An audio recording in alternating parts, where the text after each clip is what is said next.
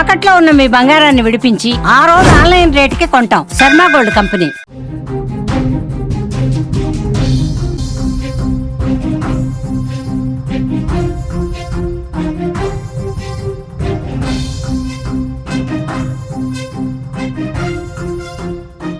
సృష్టి test tube baby సెంటర్లో భారీ మోసం. ఒకరి వీర్యంతో మరొకరి బిడ్డనిచ్చిన వైద్యులు, వేరొకరి వీర్య కణాలతో బిడ్డను కలిగేలా చేసిన డాక్టర్స్, పుట్టిన బిడ్డకు DNA టెస్టులతో బయటపడ్డ మోసం. బిడ్డకు క్యాన్సర్ అని తేలడంతో షాక్ అయిన తల్లిదండ్రులు. సృష్టి టెస్ట్ ట్యూబ్ బేబీ సెంటర్పై పోలీసుల దాడి. సృష్టిపై రైడ్ చేసినటువంటి Hyderabad north zone DCP Rashmi Perumal.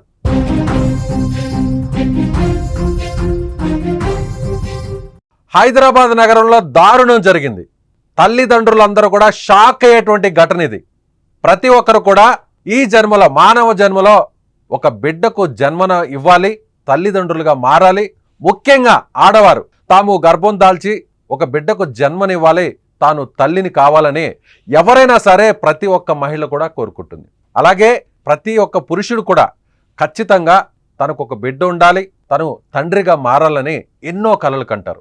అయితే ఇప్పుడున్నటువంటి జనరేషన్లో ఇలాంటి వారికి ఉన్నటువంటి ఆరోగ్య సమస్యలు, అంటే అనారోగ్య సమస్యల కారణంగా చాలామందికి తల్లిదండ్రులు అయ్యేటువంటి అవకాశం రావట్లేదు. అలాంటి వారికి, ఇలాంటి అనారోగ్య సమస్యలు ఉన్న వారికి, అంటే తల్లిదండ్రులుగా గర్భం దాల్చేటువంటి అవకాశాలు తక్కువగా ఉన్న వారికి కొన్ని హాస్పిటల్స్, ఫెర్టిలిటీ సెంటర్స్, ముఖ్యంగా టెస్ట్ ట్యూబ్ సెంటర్స్, ఖచ్చితంగా మీకు తల్లిదండ్రులయ్యే ఛాన్స్ని ఇస్తాం. మీకున్నటువంటి లోపాలను సరిదిద్ది ముఖ్యంగా IVF లాంటి ట్రీట్మెంట్ ఇచ్చి టెస్ట్ ట్యూబ్ బేబీతో మీకు బిడ్డను జన్మనిచ్చే అరుదైన అవకాశాన్ని తాము కల్పిస్తున్నామంటూ ఇటీవల కాలంలో ఎక్కడ చూసినా ప్రధాన నగరాల్లో, హైదరాబాద్తో పాటుగా చాలా నగరాల్లో ఇలాంటి టెస్ట్ ట్యూబ్ బేబీ సెంటర్స్ను ఏర్పాటు చేస్తున్నారు. ముఖ్యంగా ఇప్పుడు మీరు చూస్తున్నటువంటి సృష్టి టెస్ట్ ట్యూబ్ బేబీ సెంటర్ ఇది సికింద్రాబాద్ పరిధిలో ఉంది. అయితే ఒక తల్లిదండ్రులు, ఇటీవల ఒక జంట, ఇద్దరు దంపతులు చాలా సంవత్సరాల నుంచి వాళ్ళకు పిల్లలు పుట్టలేదు. తమకున్నటువంటి అనారోగ్య సమస్యలతో, వివిధ కారణాలతో తల్లిదండ్రులు కాలినటువంటి పరిస్థితిని ఒక హాస్పిటల్ తమకు అవకాశంగా మలుచుకుంది. నేరుగా ఈ హాస్పిటల్కి వెళ్ళారు. ఆ దంపతులు ఇద్దరు నేరుగా హాస్పిటల్కి వెళ్ళారు.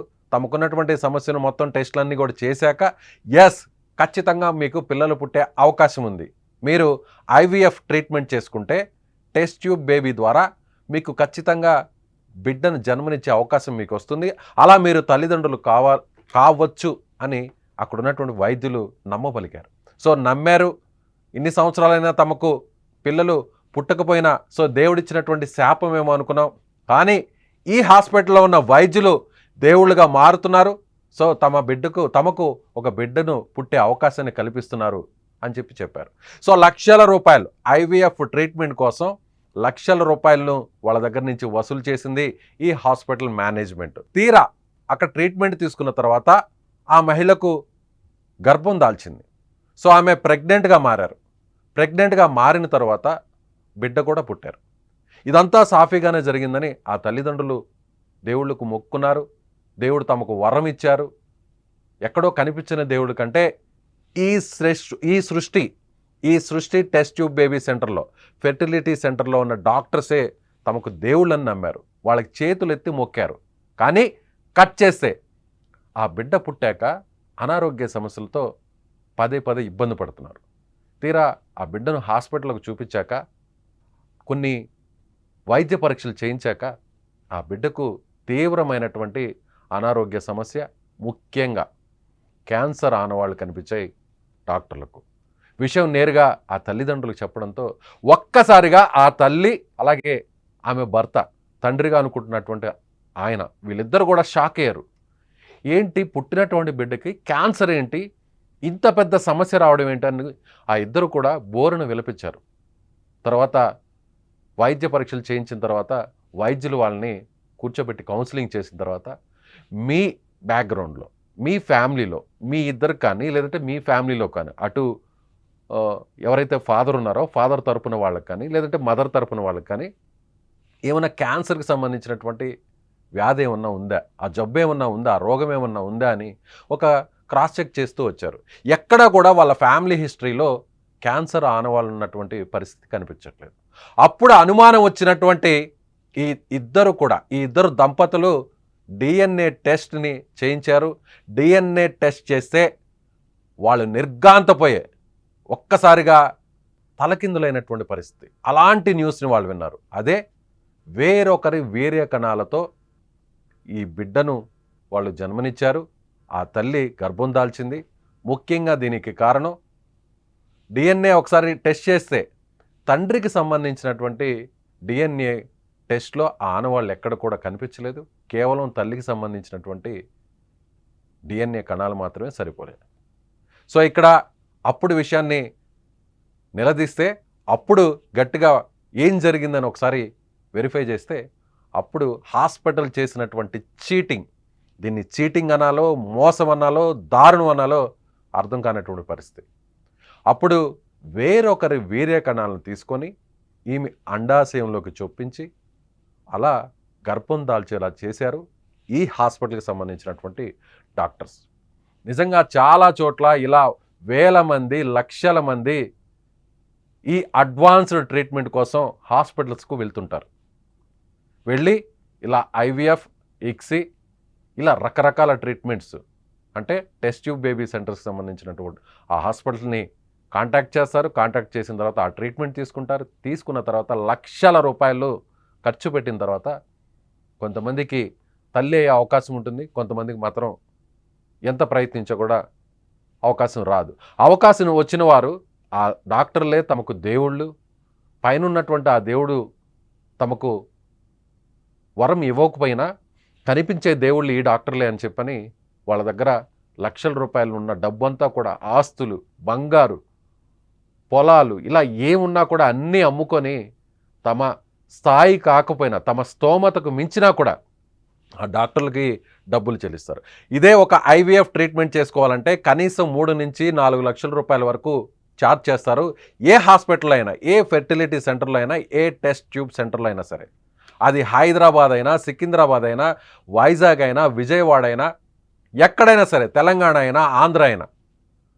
కానీ ఏ తల్లిదండ్రులు కూడా గర్భం దాల్చిన తర్వాత ఆ దేవుళ్ళు తమకు వరం ఇచ్చారు, ఇన్ని రోజులు తాము ఎన్నో అవమానాలు ఎదుర్కొన్నాం, గొడ్రాళ్ళు అని చెప్పి ఆడవాళ్ళని తిడుతుంటారు, అలాగే మగతనం లేదా అనే రకంగా కూడా కొంతమంది విమర్శిస్తుంటారు. ఇలా అనేక అవమానాలు పడుతుంటాం. కానీ ఈ డాక్టర్స్ ట్రీట్మెంట్ తీసుకున్న తర్వాత డబ్బులు పోయినా పర్వాలేదు, లక్షల రూపాయలు పోయినా కానీ పర్వాలేదు, ఆస్తులు లేకపోయినా పర్వాలేదు, బెడ్ ఉంటే చాలు అంటూ కూడా తమ స్తోమతకు మించిన వారు, పేదవారు సైతం ఆస్తులు అమ్మి మరీ ఇలా ట్రీట్మెంట్ తీసుకుంటున్నారు. ట్రీట్మెంట్ తీసుకున్న తర్వాత వాళ్ళ గర్భం దాల్చిన తర్వాత, బిడ్డకు జన్మనిచ్చిన తర్వాత తీరా ఆ బిడ్డ తమ బిడ్డ కాదు, తమకు పుట్టినటువంటి బిడ్డ కాదు అని తెలిస్తే ఆ తల్లిదండ్రుల పరిస్థితి ఎలా ఉంటుందో కనీసం ఈ వైద్యులు ఆలోచించలేకపోయారు.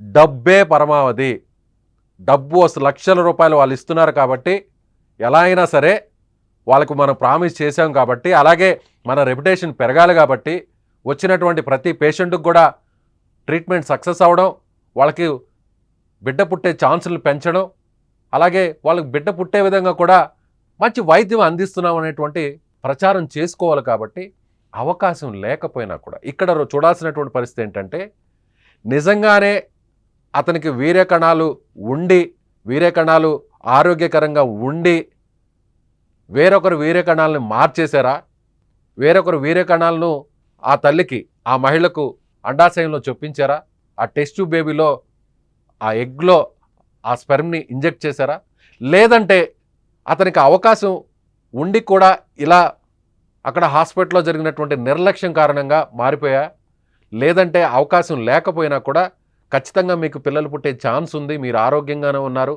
అని వేరొకరికి సంబంధించినటువంటి వీర్యకణాలని కావాలని తెలిసి మరి వైద్యులు ఇలాంటి మోసం చేశారా అనేది పోలీసులు విచారణలో తేలుతుంది. ప్రస్తుతం పోలీసులు మొత్తం హాస్పిటల్ అంతా కూడా గేట్స్ క్లోజ్ చేశారు, చెక్ చేస్తున్నారు, మొత్తం అంతా కూడా రికార్డ్స్ అన్నీ కూడా పరిశీలిస్తున్నారు.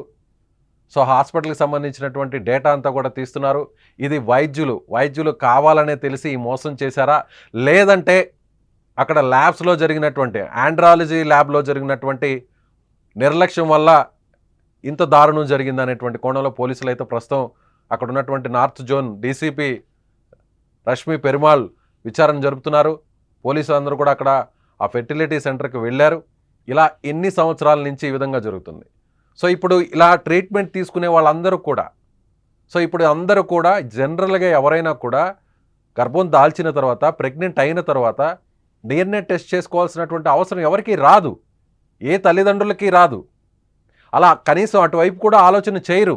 ఎందుకంటే నమ్మకం, రెప్యుటేషన్ ఆ హాస్పిటల్ మీద, ఆ వైద్యులకు ఉన్నటువంటి మంచి పేరు తెలుసుకొని అందరూ కూడా ఇలా ట్రీట్మెంట్ తీసుకున్నా కూడా నేరుగా ఎక్కడ కూడా ఎలాంటి వైద్య పరీక్షలు డిఎన్ఏ టెస్టులు చేయించుకోరు.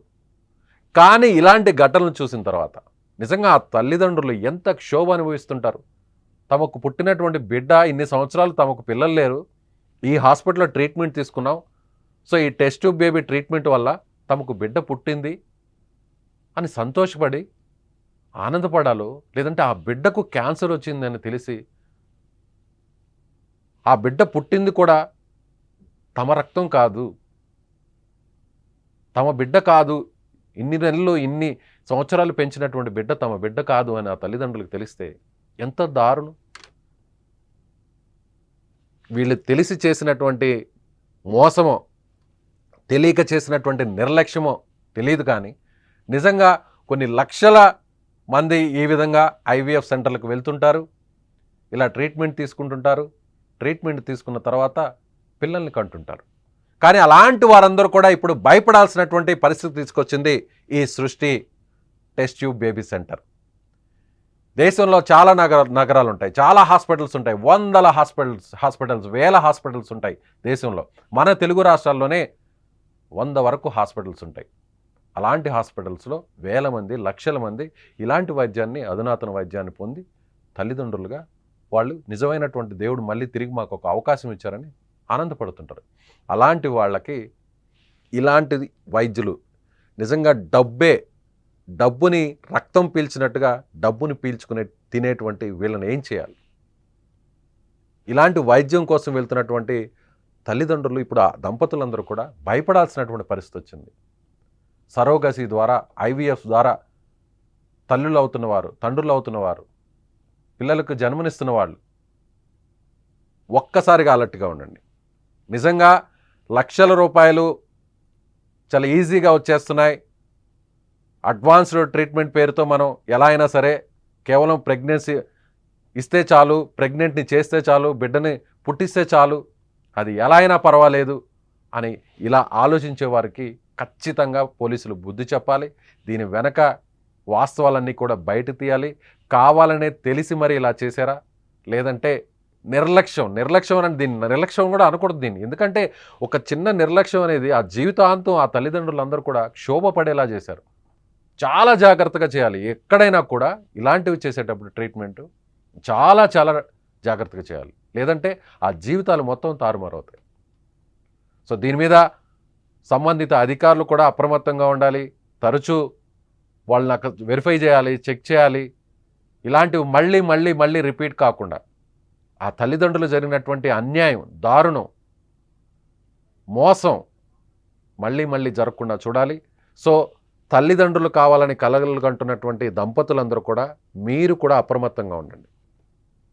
అప్రమత్తంగా ఉండే హాస్పిటల్కి సంబంధించినటువంటి ప్రీవియస్ రికార్డ్స్ని ఒకసారి చెక్ చేయండి. డబ్బుతోనే ఇదంతా కూడా ఒక పెద్ద మాఫియానే చెప్పాలి. ఎందుకంటే ఈ హాస్పిటల్స్ అన్నీ కూడా ఈ విధంగా లక్షల రూపాయలు ఈజీగా వస్తాయి కాబట్టి తల్లిదండ్రులకు సంబంధించినటువంటి తల్లి కావాలి, తండ్రి కావాలి అని ఎన్నో కలలు కంటుంటారు, ఎన్నో ఏళ్ల నుంచి ఇబ్బందులు పడుతుంటారు. అలాంటి వారులే తమకు దొరికినటువంటి ఒక ఆదాయ వనరులుగా మార్చుకునేటువంటి ఇలాంటి వైద్యుల పట్ల చాలా కఠినంగా వ్యవహరించాలి. మళ్ళీ ఇంకొకరు ఇలాంటి తప్పు చేయాలంటే భయపడే విధంగా శిక్షలు వేయాలి.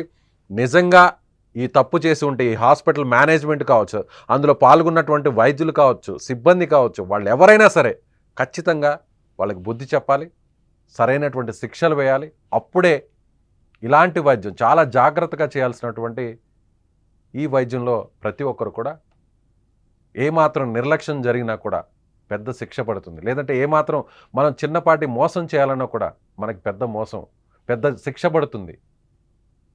మొత్తం జీవితాలే తారుమారేటువంటి నిర్ణయంలో చాలా కీలకంగా వ్యవహరించాల్సినటువంటి పరిస్థితి వైద్యులు కావచ్చు, సిబ్బంది కావచ్చు అప్రమత్తంగా ఉండాలనేది అందరికీ తెలియదు. మీరేమనుకుంటున్నారు? నిజంగా ఈ హాస్పిటల్ మేనేజ్మెంట్ చేసినటువంటి ఘనకార్యం, మోసం, దారుణం, మొత్తం ఆ కుటుంబం అంతా కూడా కుమిలిపోయేలా చేసినటువంటి వీళ్ళని ఏం చేయాలి? డబ్బే పరమావధిగా, డబ్బు వస్తే చాలు, పేషెంట్స్కి సంబంధించినటువంటి జీవితాలు ఏమైనా పర్వాలేదు అనుకునే ఇలాంటి వైద్యుల్ని, ఇలాంటి మేనేజ్మెంట్ని, యాజమాన్యాలని ఏం చేయాలి? మీరు కూడా ఖచ్చితంగా కామెంట్ చేయండి. ఇలాంటి వారిని ఏం చేయాలో మీ అభిప్రాయాన్ని కామెంట్ బాక్స్లో తెలియచేయండి.